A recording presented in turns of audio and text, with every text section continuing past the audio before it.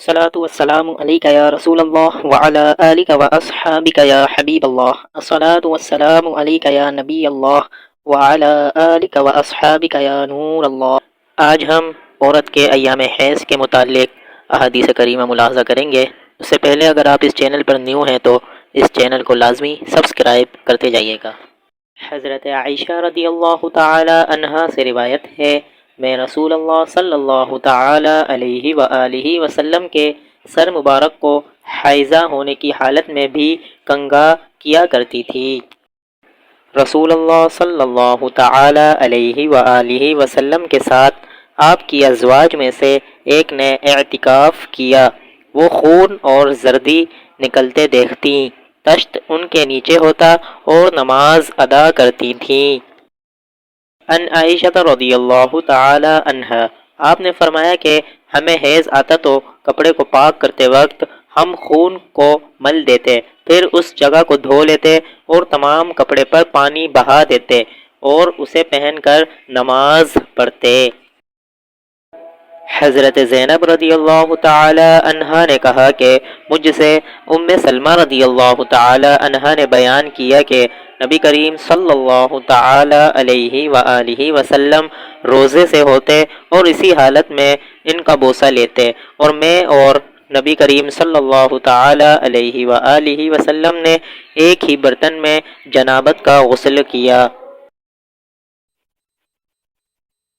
ایک انصاریہ عورت نے رسول اللہ صلی اللہ تعالی علیہ وآلہ وسلم سے پوچھا کہ میں حیض کا غسل کیسے کروں؟ آپ صلی اللہ تعالی علیہ وآلہ وسلم نے فرمایا کہ مشک میں بسا ہوا کپڑا لے کر اس سے پاکی حاصل کر. اس نے پوچھا اس سے کیسے پاکی حاصل کروں؟ آپ صلی اللہ تعالی علیہ وآلہ وسلم نے فرمایا اس سے پاکی حاصل کر. اس نے دوبارہ پوچھا کہ کس طرح؟ آپ نے فرمایا سبحان اللہ، پاکی حاصل کر. پھر میں نے اسے اپنی طرف کھینچ لیا اور کہا کہ اسے خون لگی ہوئی جگہوں پر پھیر لیا کر. آپ صلی اللہ تعالی علیہ وآلہ وسلم نے فرمایا کہ ماں کے رحم میں اللہ تعالی نے ایک فرشتہ مقرر کیا ہے، وہ کہتا ہے اے رب اب یہ نطفہ ہے، اے رب اب یہ علقہ ہے، اے رب اب یہ مضغہ ہو گیا ہے. پھر جب خدا چاہتا ہے کہ اس کی خلقت پوری کرے تو کہتا ہے کہ مذکر یا مؤنث، بدبخت ہے یا نیک بخت ہے، روزی کتنی مقرر ہے، عمر کتنی. پس ماں کے پیٹ ہی میں یہ تمام باتیں فرشتہ لکھ دیتا ہے. ایک عورت نے رسول کریم صلی اللہ تعالی علیہ وآلہ وسلم سے سوال کیا. اس نے پوچھا کہ یا رسول اللہ صلی اللہ تعالی علیہ وآلہ وسلم، آپ ایک ایسی عورت کے متعلق کیا فرماتے ہیں جس کے کپڑے پر حیض کا خون لگ گیا ہو؟ تو رسول اللہ صلی اللہ تعالی علیہ وآلہ وسلم نے فرمایا کہ اگر کسی عورت کے کپڑے پر حیض کا خون لگ جائے تو چاہیے کہ اسے رگڑ ڈالے، اس کے بعد اسے پانی سے دھوئے، پھر اس کپڑے میں نماز پڑھ لے. فاطمہ ابی حبیش کی بیٹی نے رسول کریم صلی اللہ تعالی علیہ وآلہ وسلم سے کہا کہ یا رسول اللہ، میں تو پاک ہی نہیں ہوتی، تو کیا میں نماز بالکل چھوڑ دوں؟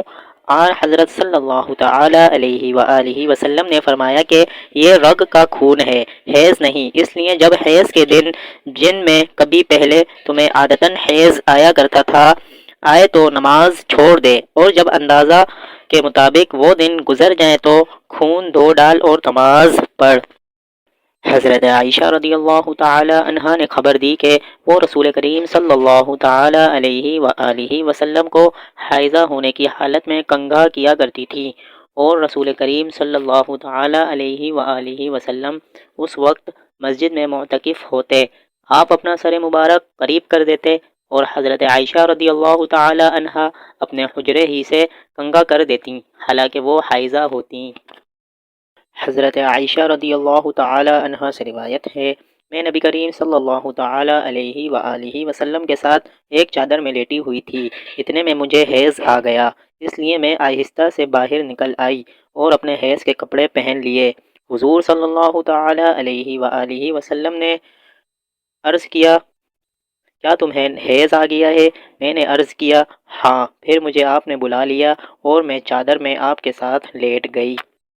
حضرت عائشہ رضی اللہ تعالی عنہا سے روایت ہے، انہوں نے فرمایا میں اور نبی کریم صلی اللہ تعالی علیہ وآلہ وسلم ایک ہی برتن میں غسل کرتے تھے، حالانکہ دونوں جنبی ہوتے۔ حضرت عائشہ رضی اللہ تعالی عنہا سے روایت ہے، نبی کریم صلی اللہ تعالی علیہ وآلہ وسلم میری گود میں سر رکھ کر قرآن مجید پڑھتے، حالانکہ میں اس وقت